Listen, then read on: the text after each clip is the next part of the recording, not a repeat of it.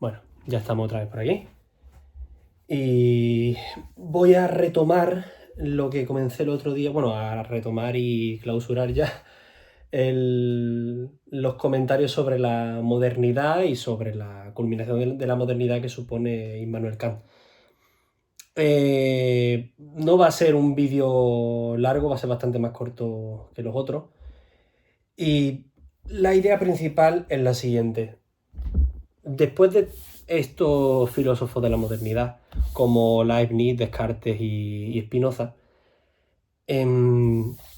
hay una crítica principal que a mí me parece que es, por lo menos, lo que más me ha llamado la atención después de haber estado estudiando esta época, que es la crítica de Hume, que de hecho luego veremos cómo es sumamente importante para Kant y es Hume quien según Kant le hace despertar del sueño dogmático, de ese pasado racionalista de Kant. Entonces, ¿qué es lo que dice Hume con respecto a... Bueno, para poner un poco en contexto, es Hume como representante de los empiristas, como antes Locke o Berkeley. Lo que dice Hume principalmente es, o sea,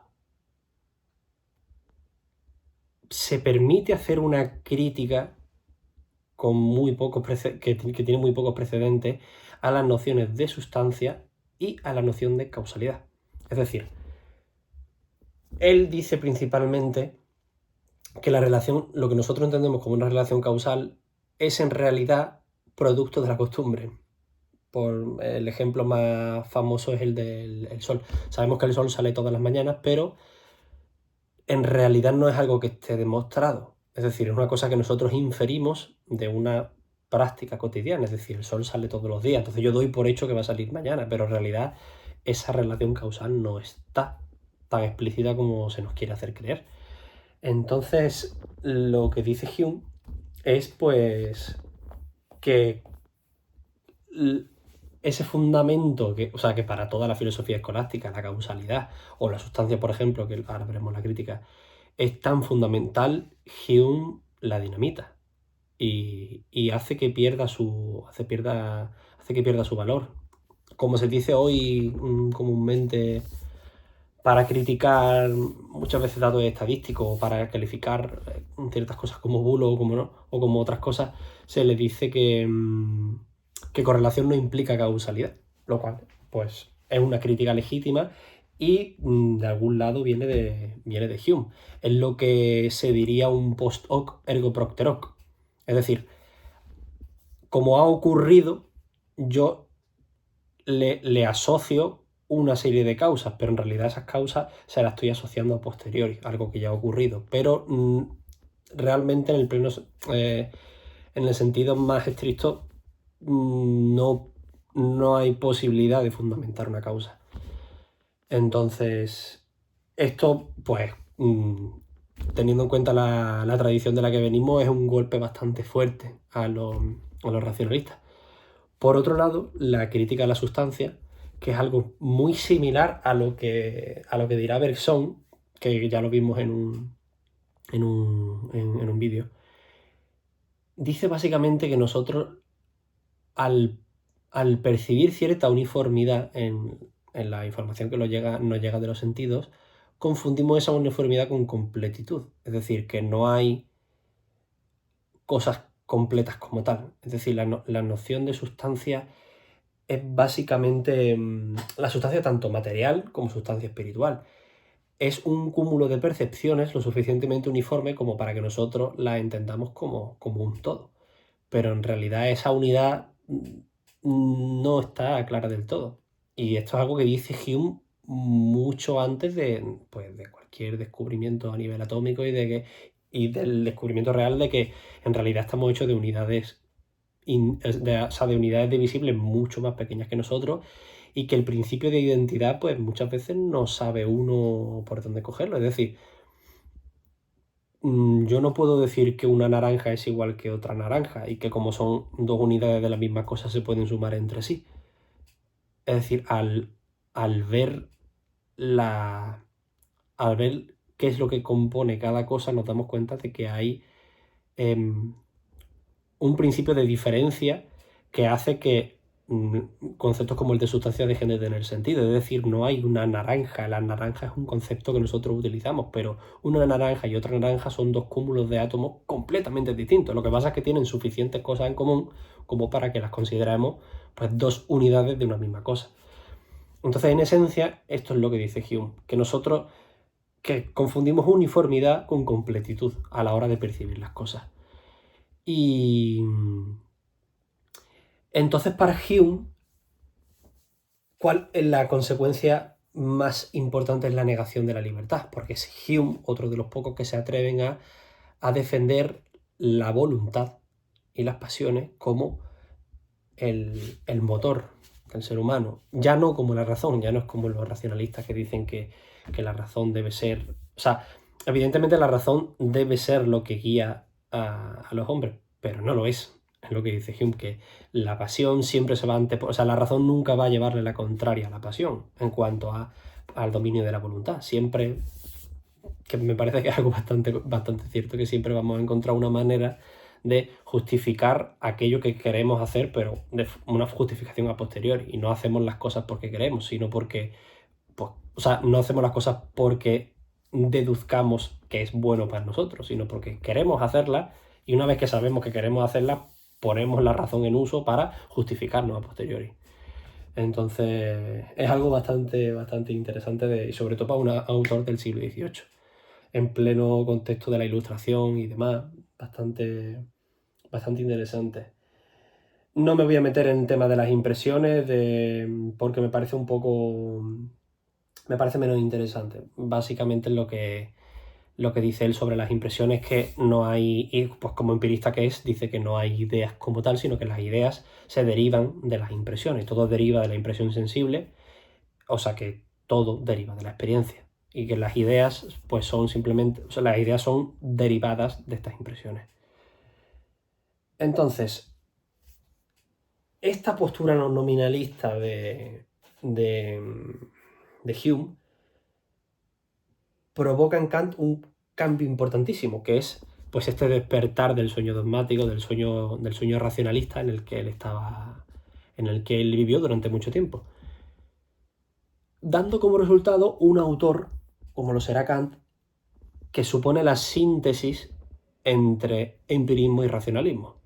Es decir, Kant lo que viene a decir es que, sobre todo con respecto a las ideas a Dios, que para mí es el tema fundamental de esta época, Hume, fijaos que Hume no se molesta ni siquiera en demostrar la existencia de Dios, a pesar de que no es ateo.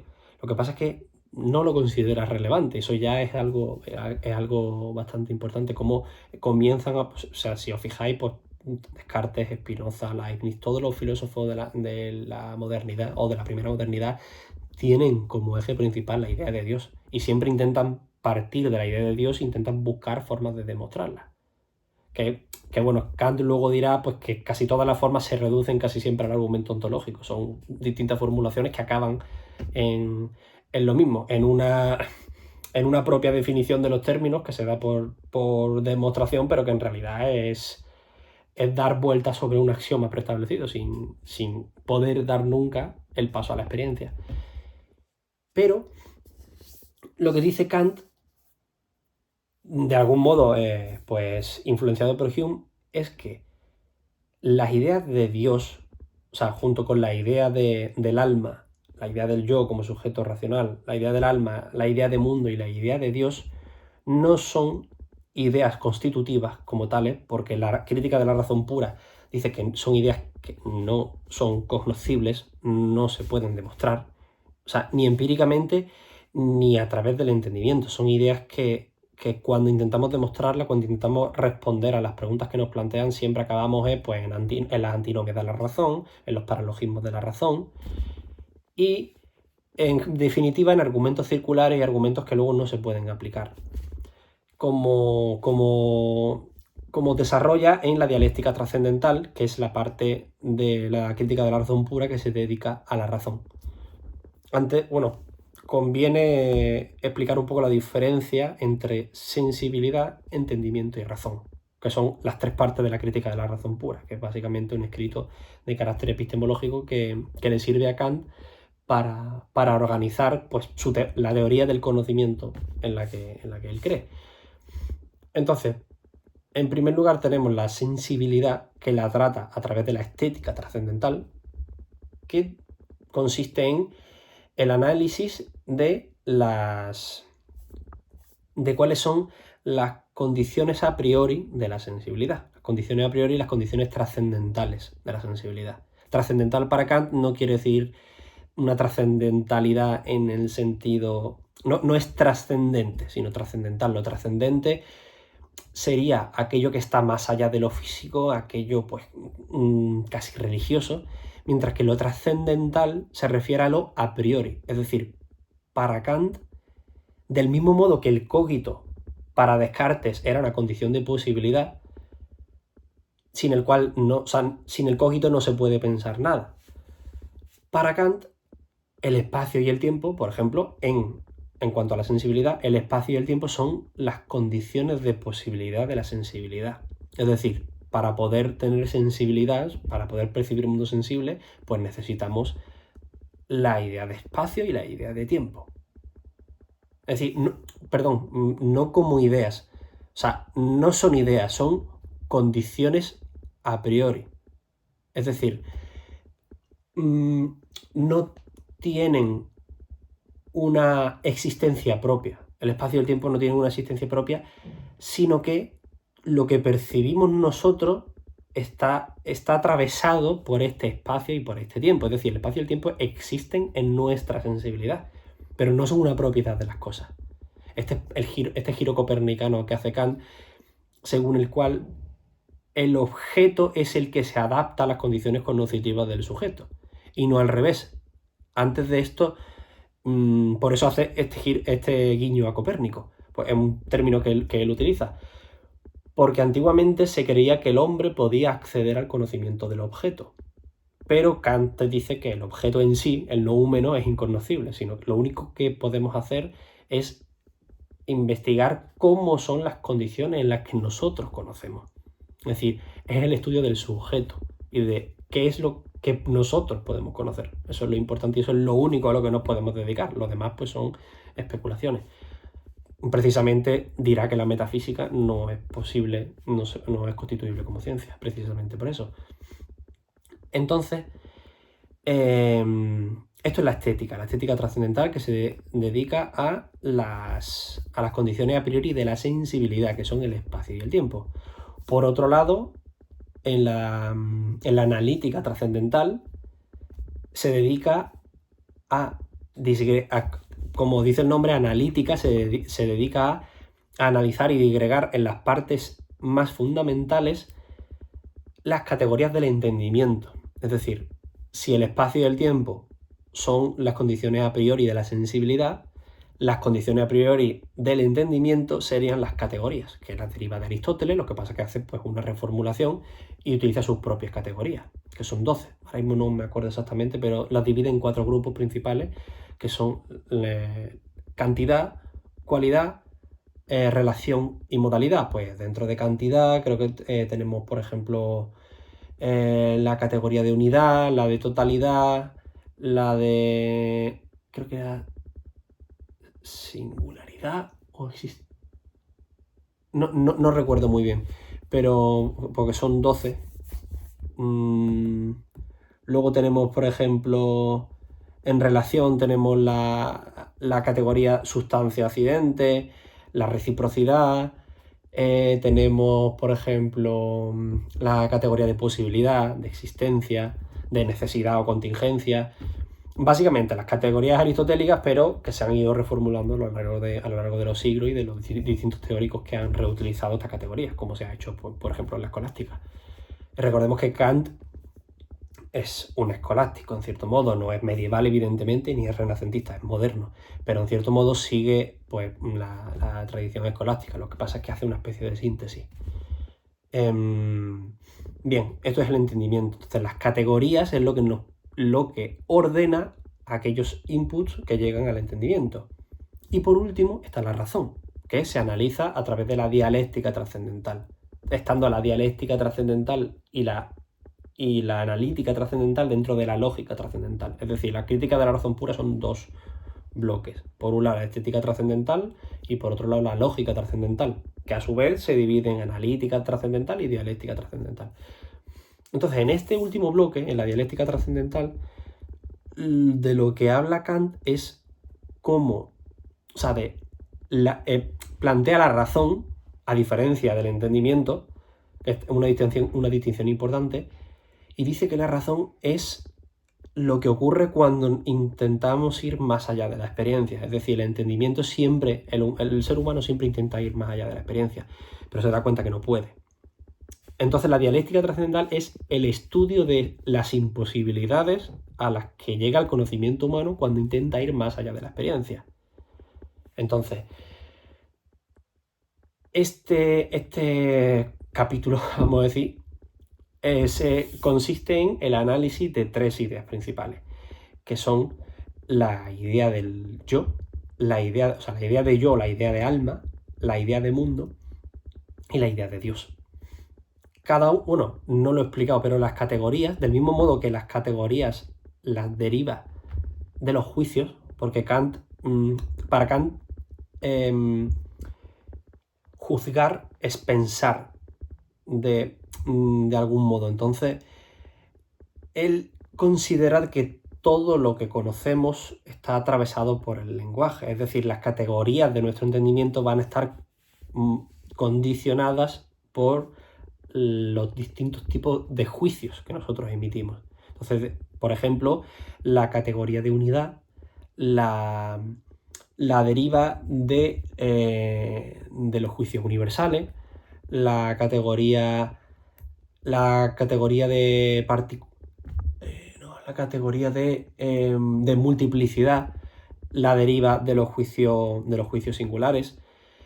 Y, por ejemplo, la de sustancia y accidente la deriva de los juicios categóricos. Creo que tengo el esquema por aquí, no sé qué hago. Claro, sí, la de sustancia y accidente lo deriva de los juicios categóricos, la de causalidad de los hipotéticos. Entonces, los juicios y las categorías son uno solo. Luego, cómo deriva de uno deriva a los otros, eso ya son más movidas las que creo que no tiene sentido. Entra ya el esquematismo trascendental y el tiempo y no procede, porque si no nos vamos a tirar aquí 2 horas. Pero, yendo un poco al grano, estas ideas principales, la idea de sujeto, la idea de alma, la idea de mundo y la idea de Dios, independientemente de que se deriven de juicios, que se deriven de los silogismos y cómo sea este procedimiento, que puede resultar interesante, no es lo importante. Para comentarlo brevemente, estas tres se derivan del silogismo categórico, el silogismo hipotético y el silogismo disyuntivo. La idea de sujeto, el silogismo categórico, que es pues el típico silogismo de Sócrates es hombre, los hombres son mortales, Sócrates es mortal. Este silogismo categórico, lo que dice Kant es que consiste fundamentalmente en hallar un sujeto último. Si os fijáis, lo que consiste este silogismo es encontrar qué es lo que tienen en común estos sujetos.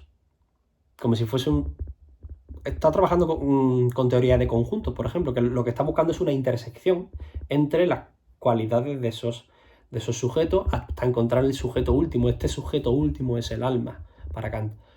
Entonces la idea de alma para él se deriva del silogismo categórico. Y esto pues lleva pues, a una serie de contradicciones. Lo primero es que el alma no es...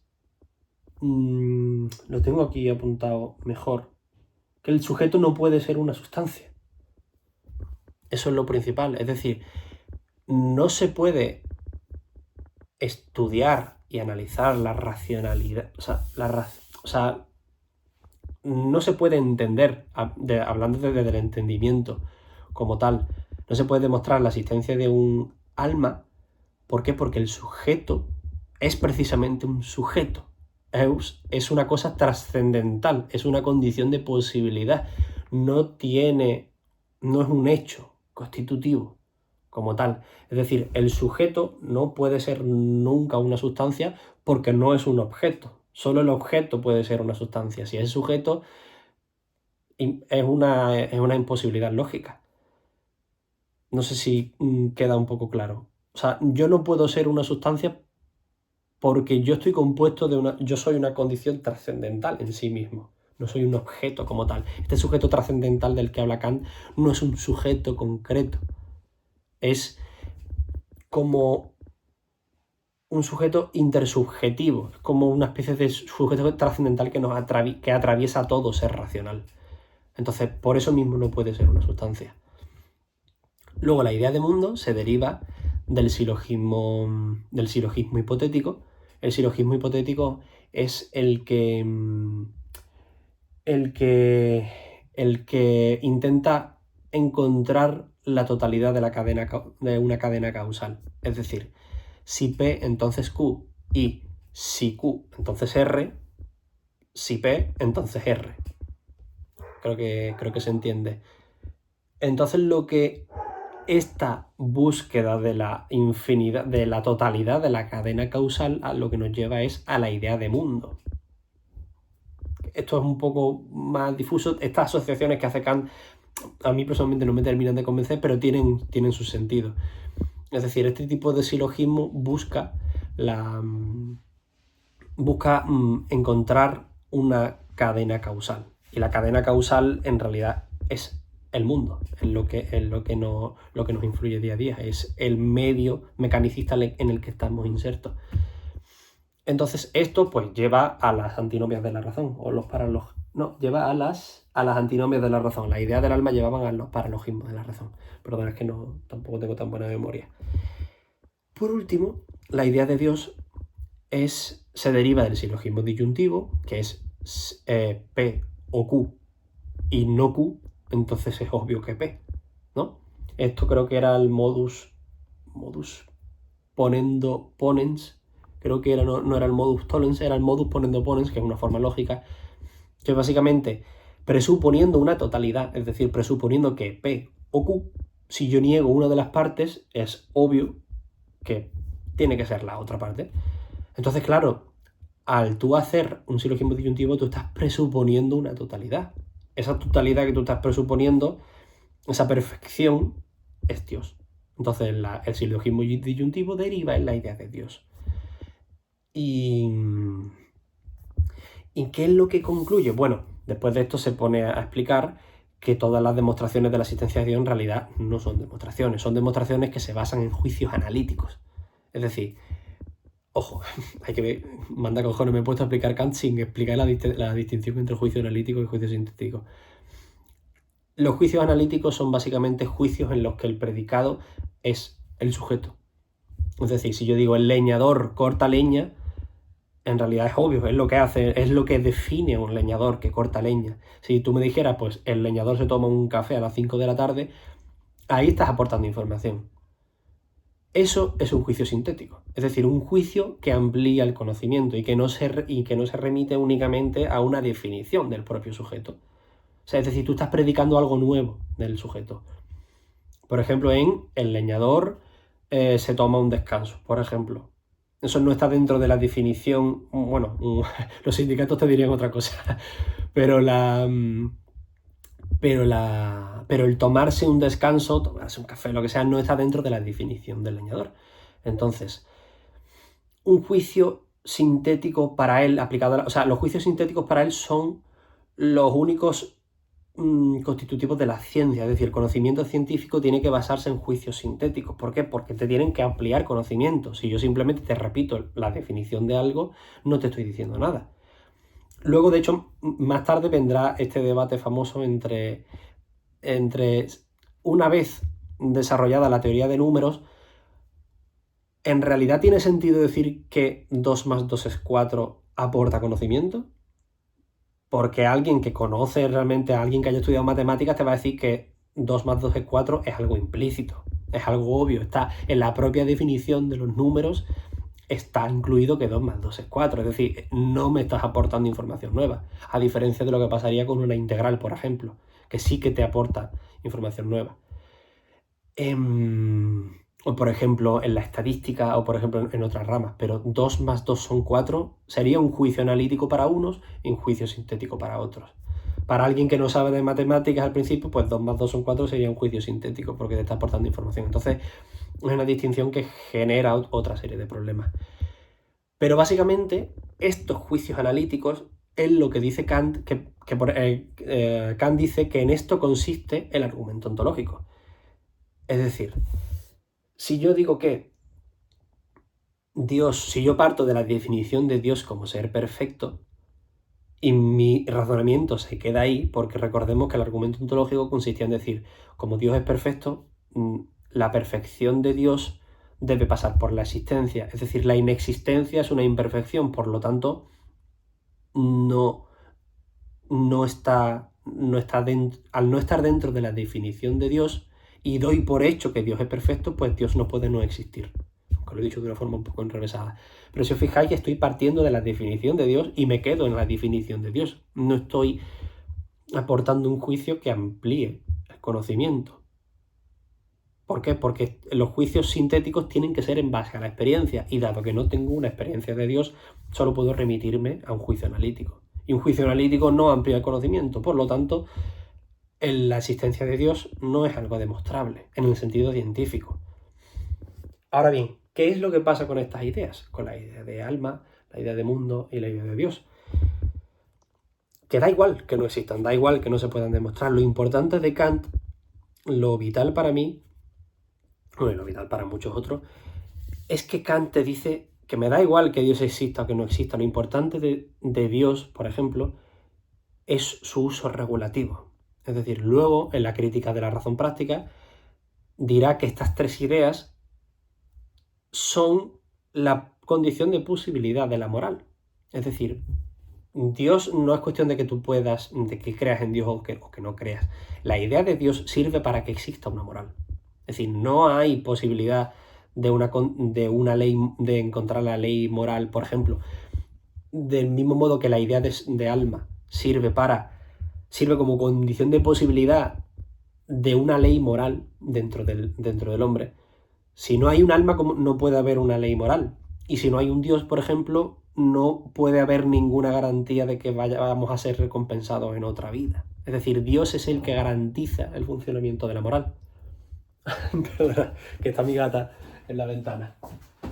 Perdón. Cosas de... ¿Vas a pasar o qué? Vente, ¿eh? Perdonad. Ya se ha ido. Otro día os la presentaré. Bueno, como veis, yo no quiero tener que cortar nada en los vídeos, así que voy a intentar coger la costumbre de grabarlo todo del tirón, así luego no tengo que editar. Entonces, ¿por dónde iba? A la idea de Dios. Entonces, de lo que sirve Dios, o sea, del mismo modo que es necesario un alma para poder albergar una ley moral y para poder formular el imperativo categórico, es también necesaria una idea de Dios, porque si no, ¿quién coño nos garantiza que la moral sirve para algo? ¿Quién nos va a recompensar en nuestra vida? Pues es Dios. Por eso Dios es la condición de posibilidad. Entonces, estas ideas, las ideas de la razón, dice Kant que no tienen un uso constitutivo, sino un uso regulativo. Y esta es la clave. Que, del mismo modo que Hume, lo que dice Kant es que me importa una mierda que exista o que no exista Dios. O sea, Kant cree en Dios, pero es que me da igual que se pueda demostrar o que no se pueda demostrar. Lo importante es para qué se utiliza la idea de Dios y qué fundamento práctico tiene. Y creo que eso es fundamental. O sea, luego vendrán pues autores como Max Weber que te dirán que una vez que muere Dios, o como dice Nietzsche también, una vez que muere Dios, se pierde la fundamentación de esa moral. Y eso será un problema en los próximos siglos. Una vez que ha muerto Dios, una vez que la Iglesia pierde tanto poder, ¿cómo se puede fundamentar una nueva moral? Es decir, es necesario encontrar un nuevo fundamento, sea Dios o sea un nuevo sistema metafísico o una ontología. Da igual, es necesario un modelo unitario que justifique esa moral. Y que no exista Dios es un problema, realmente. Creas o no creas en Dios. Es decir, la idea incluso la propia idea de verdad como tal, es una cosa que ha dependido durante muchos siglos de la definición propia de Dios. Y básicamente esa para mí es la conclusión de Kant. El uso de estas ideas con una función regulativa. Y cómo realmente muchas veces tenemos que dejar de obsesionarnos tanto por la demostración lógica de las cosas y por centrarnos demasiado en cómo fundamentar la existencia de algo, cuando muchas veces las cosas se reducen a la práctica. Es decir, cómo nosotros utilizamos estas cosas en la práctica. Y ya está. No me enrollo mucho más. Así que reza 2 Padres Nuestros y 3 Ave María. Y hasta el siguiente vídeo.